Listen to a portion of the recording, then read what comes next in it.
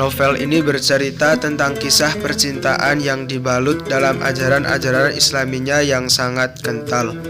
Kisah berawal dari seorang mahasiswa bernama Fahri bin Abdullah Siddiq. Ia adalah seorang mahasiswa Universitas Al-Azhar Kairo, Mesir.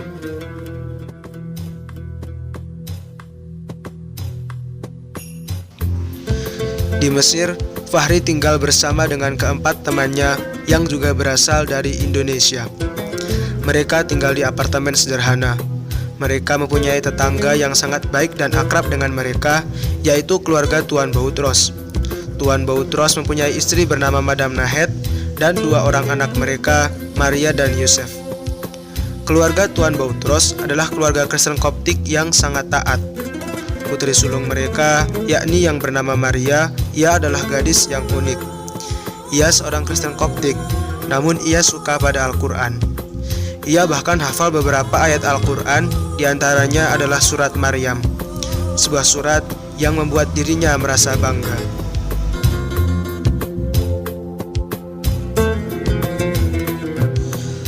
Pertemuan berawal ketika Fahri pergi ke Subro El Khaimah untuk talaqi pada Syekh Utsman Abdul Fattah. Ia pergi ke sana naik metro, dan disitulah awal Fahri bertemu dengan perempuan bercadar yang bernama Aisyah. Aisyah bukanlah garang Mesir, melainkan gadis asal Jerman yang sedang studi di Mesir.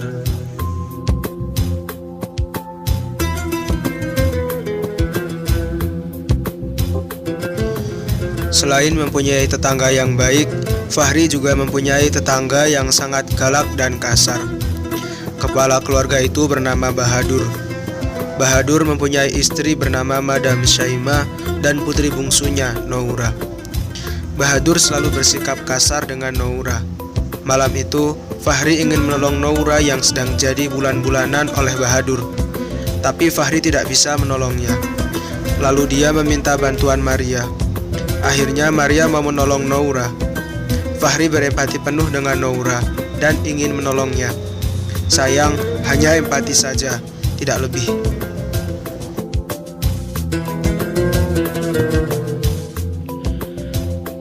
Maria tetangga satu flat yang beragama Kristen Koptik, tapi mengagumi Al-Quran dan mengagumi Fahri.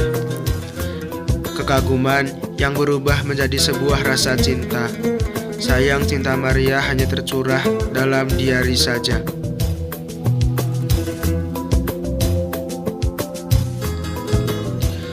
Nurul adalah anak seorang kiai terkenal yang juga mencari ilmu di Al-Azhar.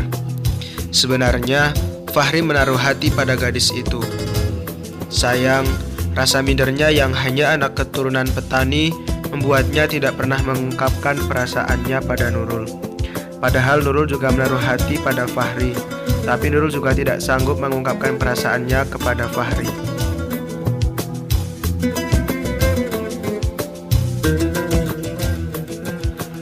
Muncullah Aisyah, si mata indah yang menyihir Fahri sejak sebuah kejadian di metro saat Fahri membela Islam dari tuduhan kolot dan kaku.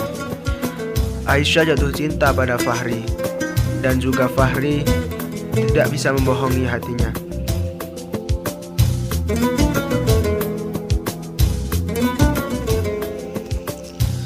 Mereka berdua menikah, dijodohkan oleh pamannya Aisyah.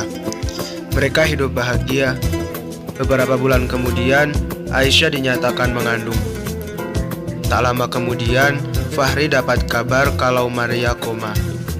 Belum sempat menjenguk Maria, malah petaka datang menghampiri rumah tangga mereka.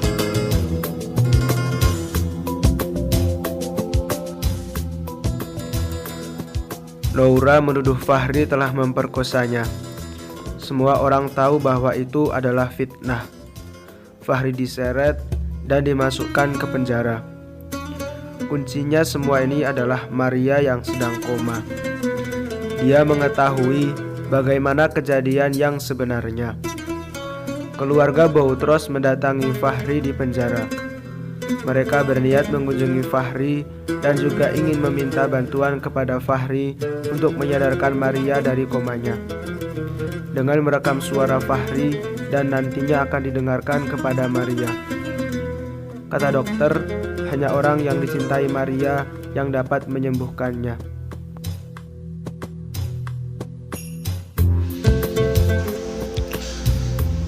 Tak kunjung sadar juga, akhirnya dokter dan Madam Nahed menyuruh Fahri untuk menyatakan cintanya pada Maria. Sebelumnya Fahri tidak mau melakukan itu. Lalu Fahri meminta izin kepada Aisyah. Akhirnya Aisyah menyetujuinya. Setelah itu, Fahri langsung menikahi Maria. Setelah beberapa saat kemudian, Maria sadar.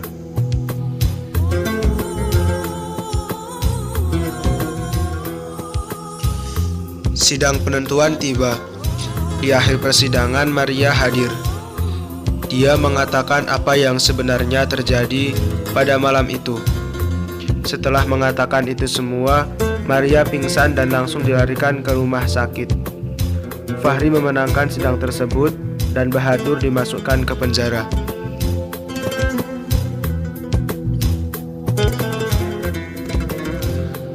Begitu divonis bebas, Fahri dibawa oleh Aisyah ke rumah sakit yang sama dengan Maria untuk diperiksa.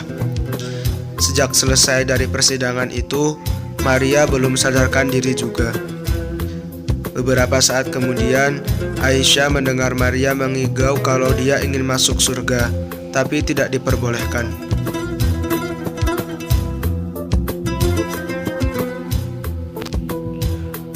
Lalu ia terbangun dan menceritakan itu semua pada Aisyah dan juga Fahri. Fahri tahu apa yang dimaksudkan oleh Maria. Lalu ia membopong Maria ke kamar mandi dan Aisyah membantu untuk mewudhui Maria.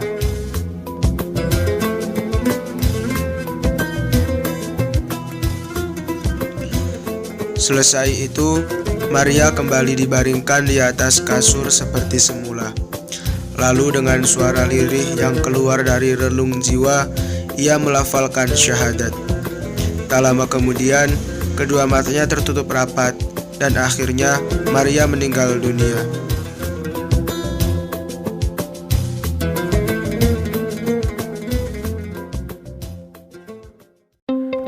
Sekarang kita akan membahas unsur intrinsik dan ekstrinsik.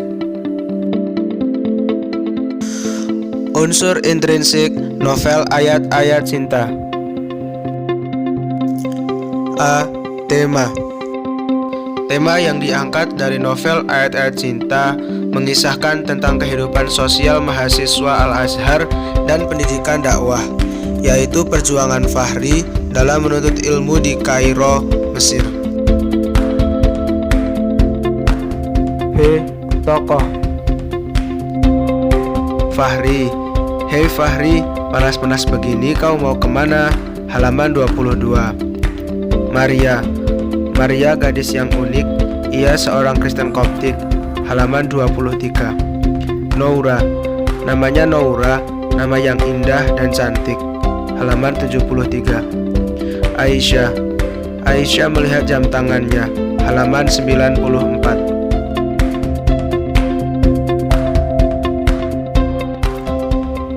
Tuan Boutros, agar kau mengetahui bagaimana perasaan Maria terhadapmu sebenarnya, kata Tuan Boutros, halaman 369.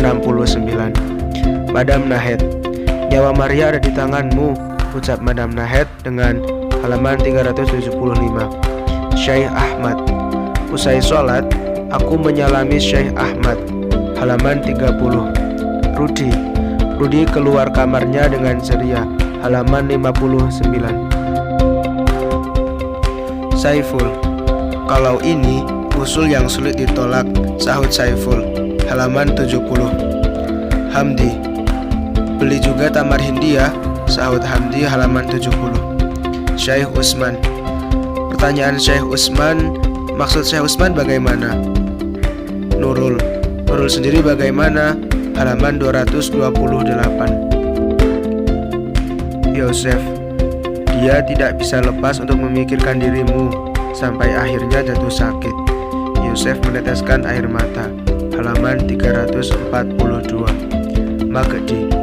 Insyaallah, jawab Magdi. Halaman 348. Paman Iqbal. Bagaimana Amru? Tanya Paman Iqbal, halaman 348.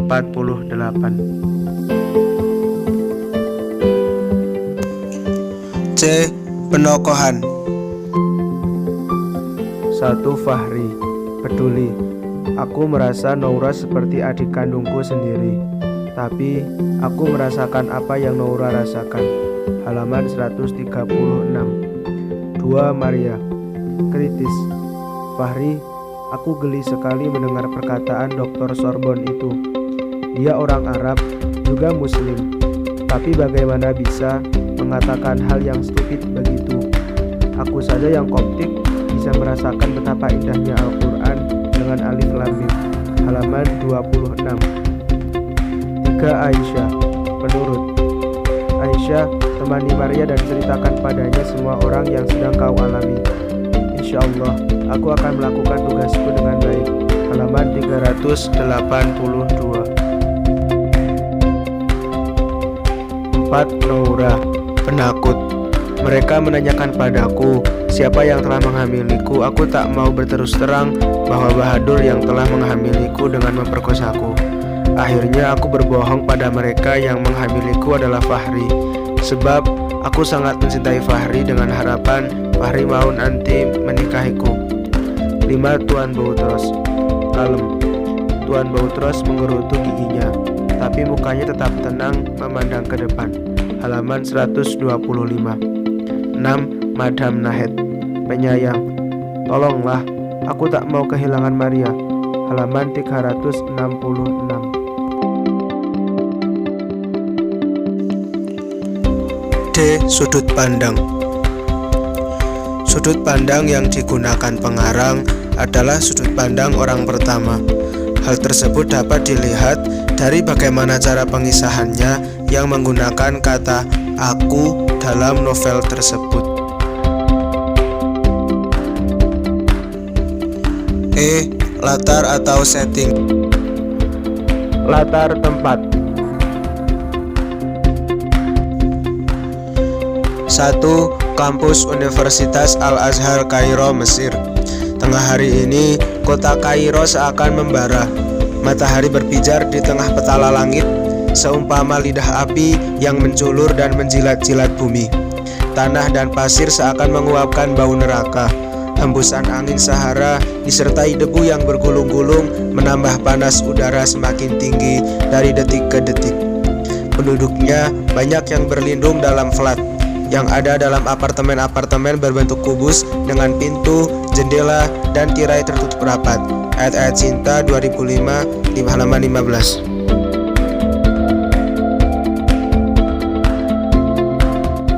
2. Flat. Memang istirahat di dalam flat sambil menghidupkan pendingin ruangan jauh lebih nyaman daripada berjalan di luar rumah, meski sekadar untuk sholat berjamaah di masjid. Padahal azan zuhur dari ribuan menara yang bertebaran di seantero kota hanya mampu menggugah dan menggerakkan hati mereka yang benar-benar tebal imannya. Mereka yang memiliki tekad beribadah sesempurna mungkin dalam segala musim dan cuaca, seperti karang yang tegak berdiri dalam terjangan ombak, terpaan badai, dan sengatan matahari. Ia tiada kenal kesah, tetap teguh berdiri seperti yang dititahkan Tuhan, bertasbih siang malam. Ayat-ayat Cinta 2005, halaman 15. 3. Masjid.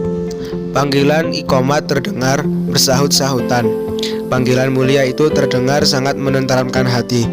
Pintu-pintu meraih kebahagiaan dan kesejahteraan masih terbuka lebar-lebar. Kupercepat langkah. 30 meter di depan adalah Masjid Al-Fath Al-Islami. Ayat-ayat Cinta 2005, halaman 29.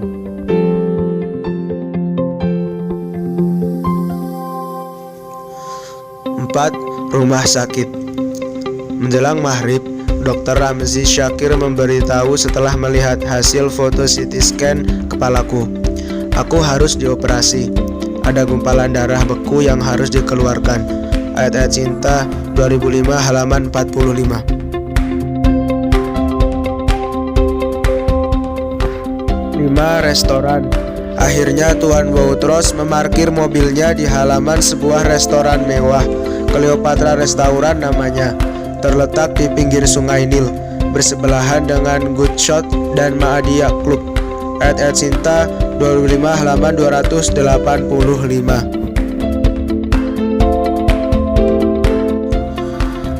6. San Stefano, Alexandria, Mesir. Selesai pelatihan, kami mempersiapkan segala sesuatu untuk pergi ke Alexandria. Dengan cermat, Aisyah mendata semua keperluan yang harus dibawa.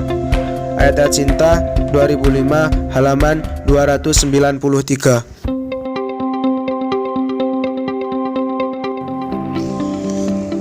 7. Penjara.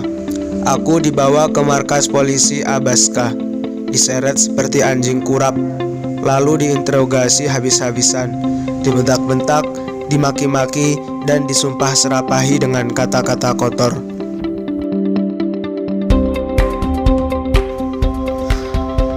Latar waktu: siang hari. Tengah hari ini, kota Kairo seakan membara. Matahari berpijar di tengah petala langit, seumpama lidah api yang menjulur dan menjilat-jilat bumi. Tanah dan pasir seakan mengungkapkan bau neraka. Ayat-ayat Cinta 2005 halaman 15.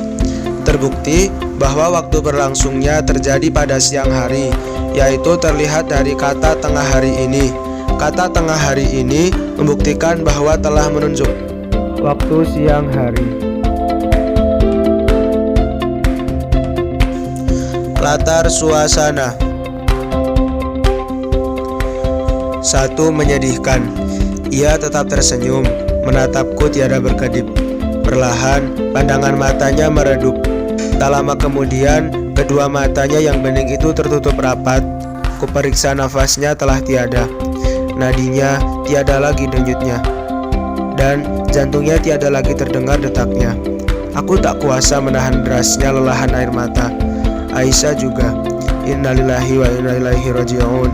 Ayat Cinta 2005 halaman 402. Suasana yang terjadi saat itu adalah menyedihkan sekali. Ketika Maria harus pergi untuk selama-lamanya menghadap kepada Sang Ilahi. Saat itu juga berada tepat di sampingnya adalah Fahri dan Aisyah. Mereka berdua merasa sangat kehilangan sekali.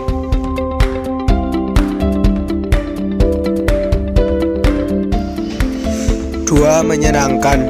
Tepat saat azan asar berkumandang, mereka sampai di masjid tempat akad nikah akan dilangsungkan. Sudah banyak teman-teman mahasiswa Indonesia dan mahasiswa Turki yang sampai di sana. Aisyah dan dua bibinya langsung menuju lantai 2 tempat jamaah wanita. Acara dilangsungkan di depan mihrab masjid. Syekh Utsman, Syekh Profesor Dr. Abdul Ghafur Ja'far, Bapak Aktibut, Iqbal Hakan Erbakan, Akbar Ali, dan beberapa syekh Mesir yang diundang Syekh Utsman duduk dengan hikmat tepat di depan mihrab menghadap ke arah jamaah dan hadirin yang memenuhi masjid.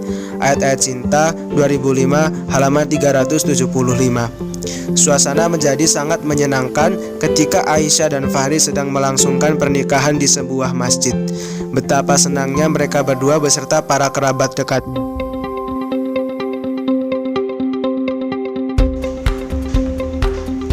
3. Menegangkan. Persidangan kedua sangat menegangkan. Tuan Woutros hadir memberikan kesaksiannya. Beliau membantah keterangan Noura. Ayat-ayat Cinta 2005 halaman 343. Terbukti bahwa hal yang menegangkan terjadi di dalam ruang sidang. Persidangan yang akan menentukan nasib Fahri untuk kedepannya. F. Amanat. Semua rencana yang dijalankan manusia tidak akan berdaya apa-apa terhadap rencana Tuhan. Hendaknya dapat saling tolong-menolong terhadap sesama umat manusia. Bersabarlah dalam menghadapi segala cobaan. Ketika kita dalam keadaan memilih, berserahlah kepada Tuhan. Takdir Tuhan berada di ujung usaha manusia. K. Nilai-nilai yang terkandung.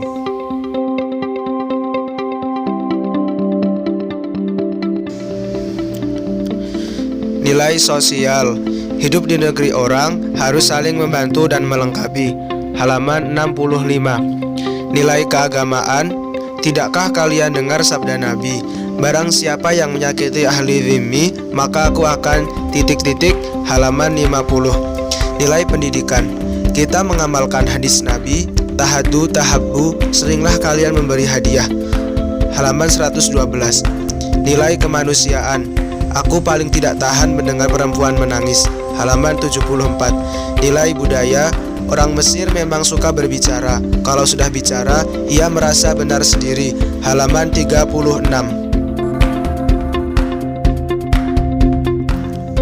H. Alur atau plot. A. Tahap perkenalan. Pada saat Fahri mulai kuliah di Al-Azhar dan tinggal bersama 4 rekannya yang berasal dari Indonesia.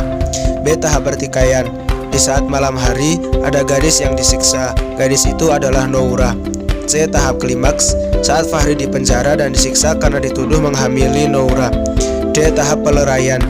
Jalan satu-satunya agar Fahri bebas adalah ada pada kesaksian Maria yang sedang koma, dan Fahri menikahi Maria atas izin Aisyah. E. Tahap akhir. Fahri memiliki 2 istri solehah, yakni Aisyah dan Maria. Maria meninggal dunia dengan kepergian yang indah. Unsur ekstrinsik novel ayat-ayat cinta. A. Biografi pengarang.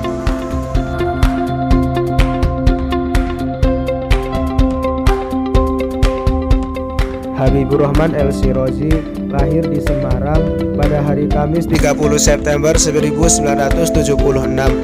Memulai pendidikan menengah di MTS Futuhiyah 1 Meranggen sambil belajar di Pondok Pesantren Al-Anwar. Lalu melanjutkan ke Madrasah Aliyah Program Khusus atau MAPK di Demak pada tahun 1992 dan melanjutkan ke Universitas Al-Azhar pada tahun 1995, lulus tahun 1999. Karya beliau banyak menghiasi majalah dan koran lokal maupun nasional. Adapun karyanya yaitu Ketika Cinta Bertasbih, Ketika Cinta Berbuah Surga, Ayat-ayat Cinta, dan masih banyak karya lainnya yang beliau buat.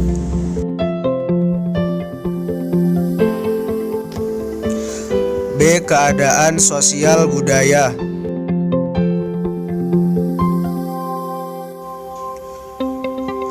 Latar sosial budaya yang ditampakkan dalam novel tersebut adalah latar budaya Mesir.